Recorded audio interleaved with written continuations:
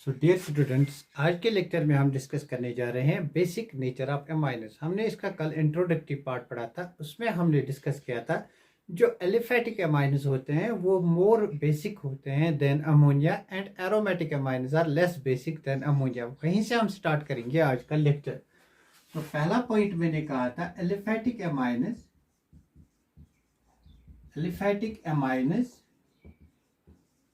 Are more basic than ammonia. Aliphatic amines ज्यादा basic होते हैं देन अमोनिया।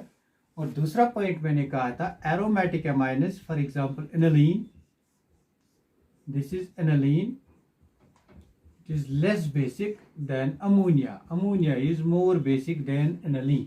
तो ये पार्ट मैंने कल डिस्कस किया था। इसके लिए मैंने रीजन डिस्कस किए थे क्यों एलिफेटिक एमाइनस ज्यादा बेसिक होते हैं देन अमोनिया और एरोमेटिक एमाइनस क्यों होते हैं less basic than ammonia. Now see, let us discuss factors which will affect the basicity of amines. Will consider here primary.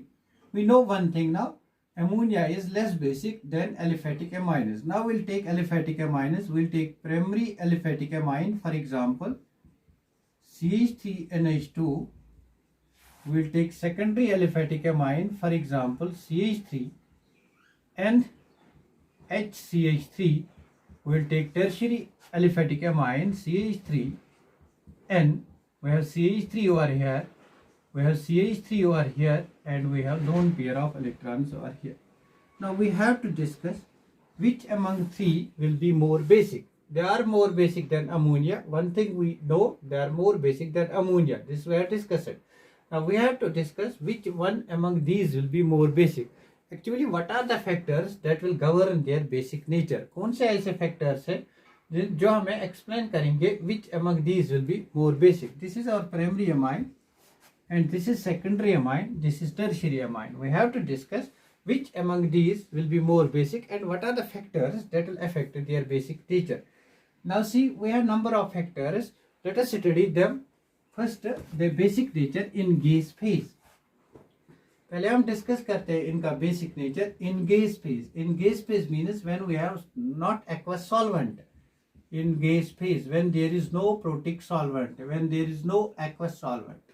In gas phase, what happens? There is no protic solvent. There will be no hydrogen bonding. In gas phase, there will be no hydrogen bonding. No hydrogen bonding. This thing ये आपको याद रखना है. This thing you have to remember. No hydrogen bonding. In gas phase, there will be no hydrogen bonding. तो gas phase में hydrogen bonding का effect नहीं है. We are sure about it because hydrogen bonding of nitrogen, this nitrogen of amines, it will take place in water. So gas phase में hydrogen bonding नहीं है. तो gas phase में कौन सा इफेक्ट ऑपरेट होता है? गैस फेज में only I effect operates, plus I effect operates. In gas phase only plus I effect operates. Now see, plus I effect. Plus I effect is वो groups दिखाते हैं जो इलेक्ट्रॉन डोनेटिंग होते हैं, all alkyl groups. This methyl group, it shows plus I effect. This methyl group and this methyl group, they also show plus I effect.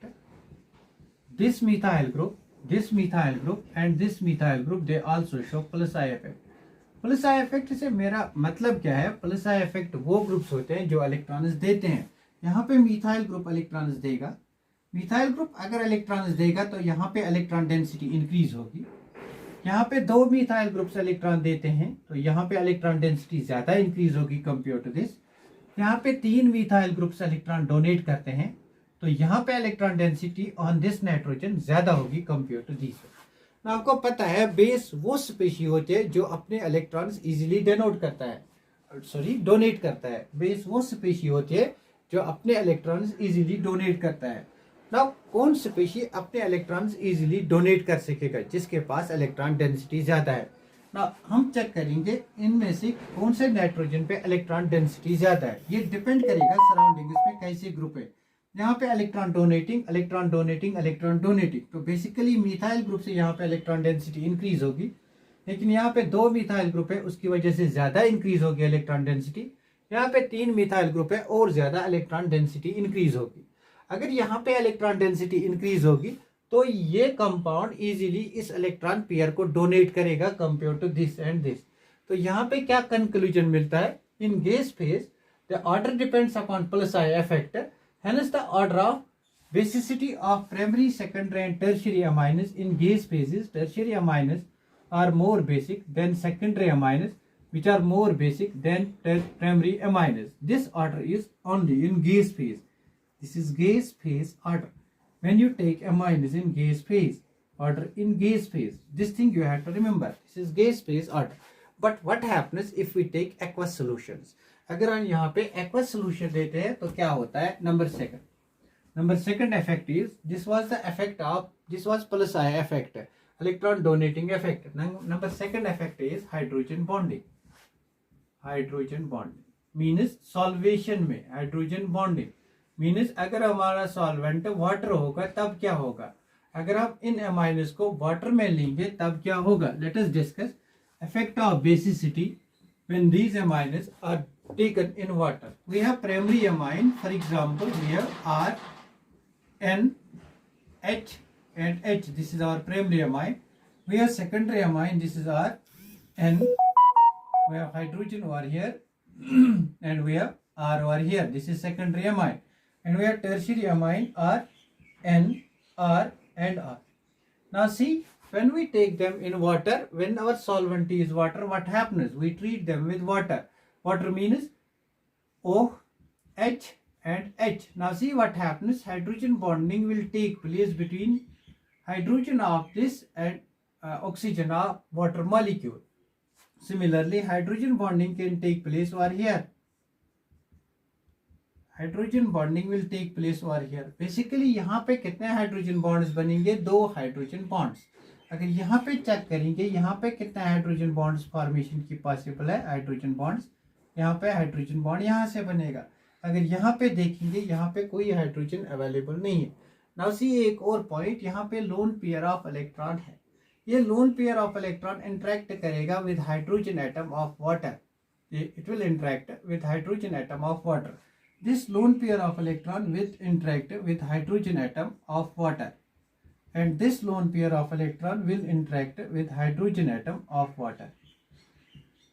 तो मतलब क्या है, जब lone pair of electron bond बनाएगा तो यहाँ पे पॉजिटिव चार्ज आएगी, यहाँ भी पॉजिटिव चार्ज आएगी, यहाँ भी पॉजिटिव चार्ज आएगी. तो जनरेट होगा यहाँ पे कैटाइन, यहाँ पे कैटाइन जनरेट होता है, यहाँ पे कैटाइन जनरेट होता है, यहाँ पे कैटाइन जनरेट होता है.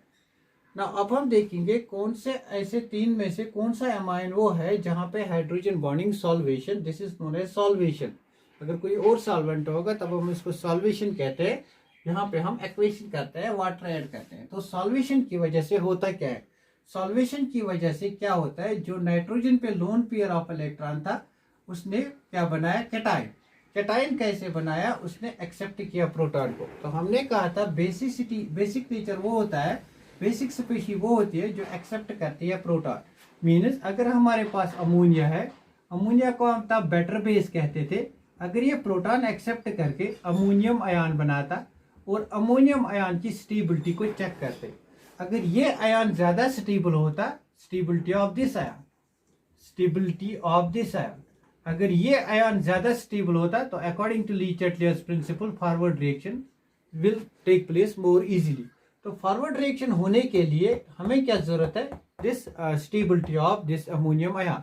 तो अमोनियम आयन को स्टेबल होना चाहिए. जितना ज्यादा अमोनियम आयन स्टेबल होगा उतना ज्यादा बेसिक रिएक्टेंट होगा.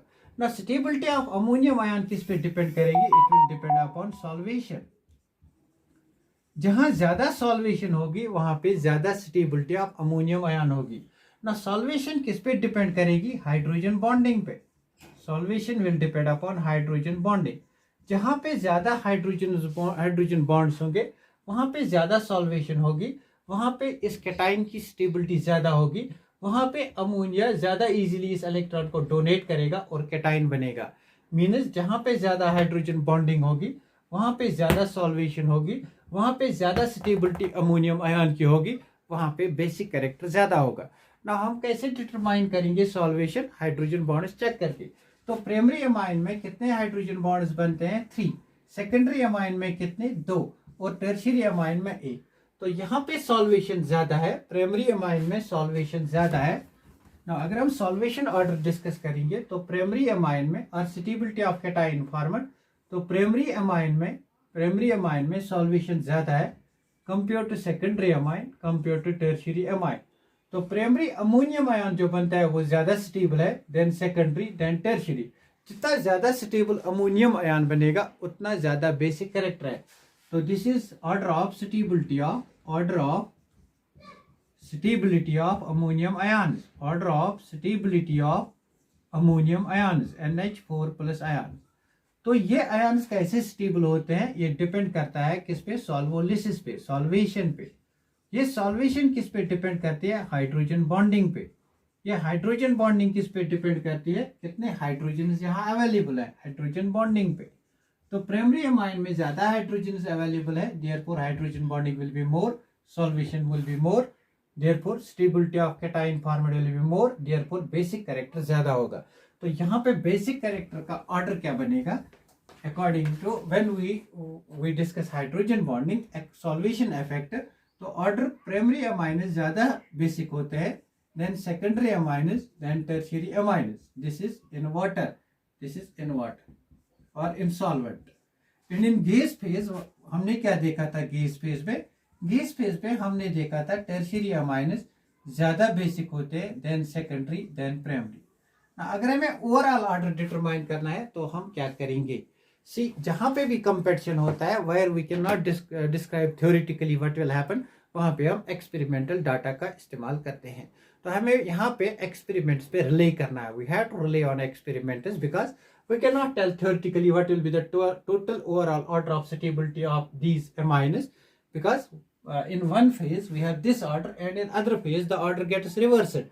Therefore हम क्या करेंगे, यहाँ पे हम experimental data पे relay करेंगे। One more factor that will affect the basicity of amines is steric factor. Third factor is steric factor. By steric factor I mean that this is nitrogen.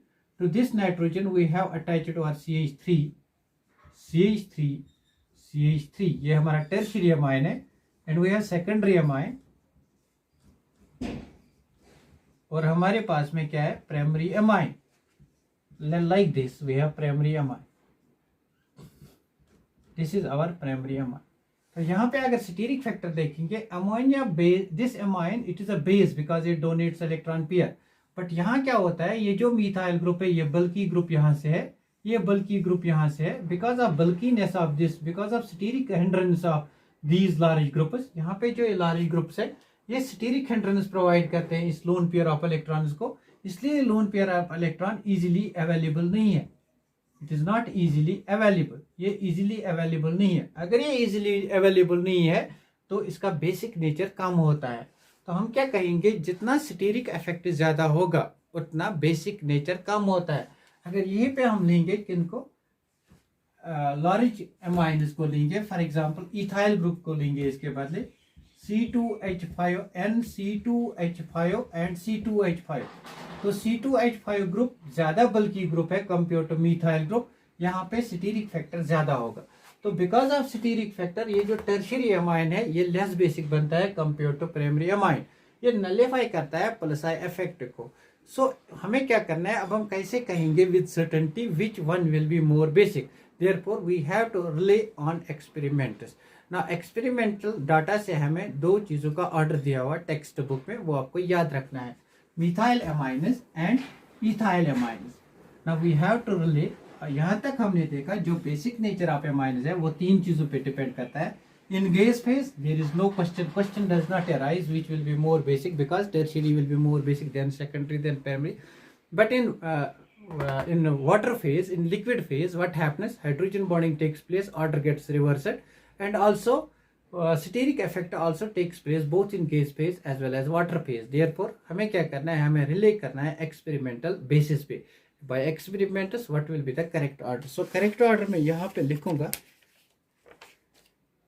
correct order में यहाँ पे लिखूंगा आपके लिए. So the correct order for ethyl amines is, in case of ethyl amines, C2H5 whole twice NH, this is secondary ethyl amine. it has been found to be experimentally more basic than tertiary ethylamine C2H5 whole thrice and then primary amine C2H5NH2 then ammonia. We know that they are more basic than ammonia. Ammonia की तो बात ही नहीं है, ये सबसे कम basic है than these species.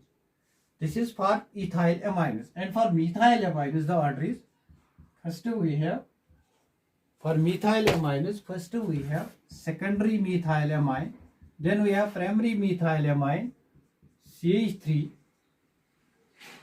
and H2, then we have tertiary methylamine CH3 whole thrice and then we have ammonia. This is the order. ये order आपको याद रखना है, आपके कॉम्पिटिटिव एग्जाम में डायरेक्टली ये ऑर्डर पूछा जाता है, इससे बाहर आपको ऑर्डर नहीं पूछेंगे, अगर पूछेंगे तो उसमें लॉजिक लगाना होता है. Will see where we can apply logic, but ये दो जो ऑर्डर है ये आपको ज़बानी, ये आपको मतलब you have to memorize this thing, ये दोनों आपको मेमोराइज करने हैं. I think in 2017 or in 2017 or 16 this question has been asked, and it has been asked quite a number of times, so it may be asked in near future as well. Now see, we'll do certain examples. तो हमने यहाँ पे क्या कहा था, हम examples करके discuss करेंगे. Now we have a compound like this is NH2, and we have a compound like this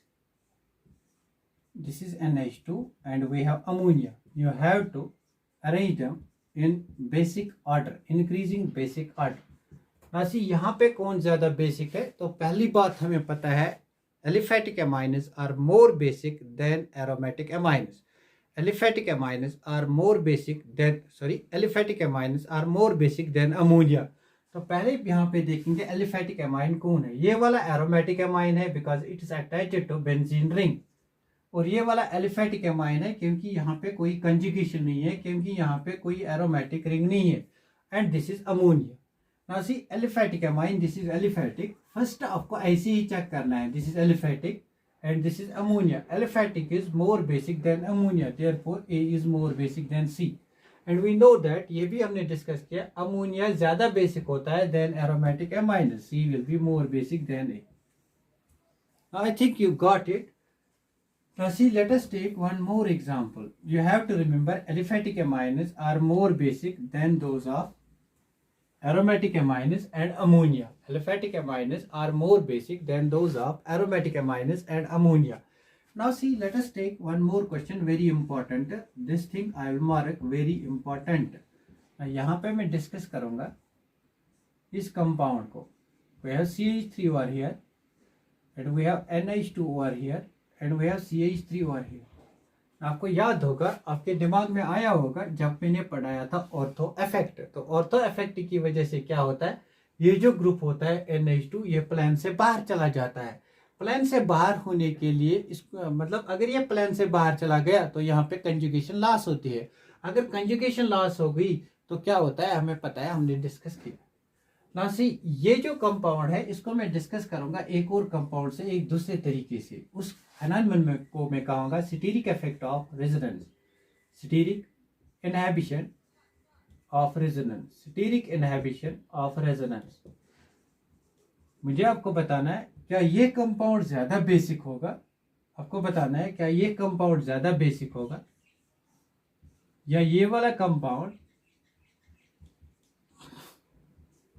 ज्यादा बेसिक होगा या ये वाला कंपाउंड ज्यादा बेसिक होगा. नाउ सी, बहुत ही इंटरेस्टिंग टॉपिक है, यहाँ पे हम डिस्कस करेंगे कैसे ये इंटरेस्टिंग है. नाउ सी, ये जो मिथाइल ग्रुप है ये बल्कि ग्रुप है, यहाँ पे हाइड्रोजन, यहाँ पे हाइड्रोजन, यहाँ पे हाइड्रोजन. ये जो मिथाइल ग्रुप है ये भी बल्कि ग्रुप है, हाइड्रोजन हाइड्रोजन हाइड्रोजन. यहाँ का मिथाइल ग्रुप भी बल्कि ग्रुप है, हाइड्रोजन हाइड्रोजन हाइड्रोजन. तो क्या होता है जब भी हम इसका बेसिक नेचर डिस्कस करते हैं तो यहाँ से जो लोन पेयर ऑफ इलेक्ट्रॉन्स होता है वो इस हाइड्रोजन को एब्स्ट्रैक्ट करते हैं, means they will form hydrogen bond with this. अगर यहाँ पे हाइड्रोजन बॉन्ड बन गया, अगर यहाँ पे हाइड्रोजन बॉन्ड बन गया तो we have NH2 hydrogen bond and this is attached to carbon, this carbon is attached to 2, means nitrogen has फॉर्med 1 2 3 4 bonds, there will be positive charge. Positive charge अगर नाइट्रोजन पे आ गई तो बेसिक कैरेक्टर लॉस हो जाएगा. This is called steric inhibition of resonance. Steric inhibition से क्या होता है, एक्टिवली प्रोटोनेशन होती है.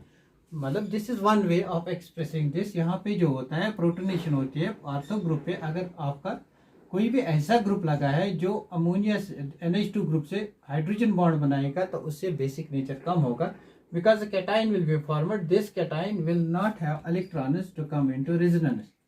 This is how this is affected. This is CH3. तो सबसे बेसिक इनमें से होगा this one. C will be most basic, then we have B and then we have A. This is what I have to discuss. Now question is maybe asked.